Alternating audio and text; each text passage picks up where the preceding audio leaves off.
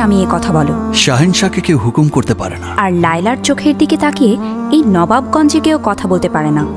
ঢাকাই সিনেমার সুপারস্টার শাকিব খানের সঙ্গে নুসরাত ফারিয়ার রসায়ন নিয়ে একসময় দর্শকদের মধ্যে কম আলোচনা হয়নি। একসঙ্গে মাত্র একটি সিনেমায় কাজ করলেও বিজ্ঞাপন, স্টেজ শো ও বিভিন্ন ইভেন্টে তাদের যৌথ উপস্থিতি ঘিরে অনুরাগীদের মনে প্রশ্ন উঠেছিল, শাকিব খানের সঙ্গে কি কোনো সম্পর্ক ছিল ফারিয়ার? আমরা না হয় বাড়ির সবাইকে বলবো আমরা দুজনেই তোমাকে ভালোবাসি, গুড।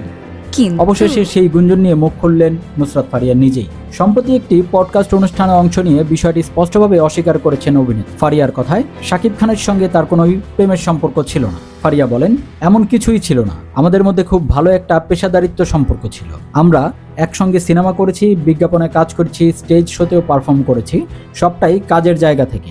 শাহেনশাহ সিনেমার পর শাকিব খান ও নুসরাত ফারিয়াকে আর একসঙ্গে বড় পর্দায় দেখা যায়নি।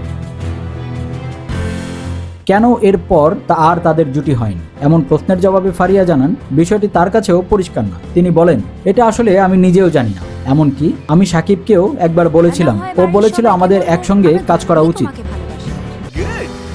এখনও নতুনদের সঙ্গে কাজ করছে, সঠিক সময়ে আরও ভালো গল্প এলে হয়তো আবার কাজ হতে পারে। পডকাস্টে শুধু সিনেমা নয়, ব্যক্তি জীবনের নানা দিক নিয়েও কথা বলেছেন নুসরাত ফারিয়া। আলোচনায় উঠে আসে তার ব্যক্তিগত অভিজ্ঞতা, ক্যারিয়ারের চড়াই উতরাই, এমনকি দুদিনের কারাবন্দী জীবনের কথাও।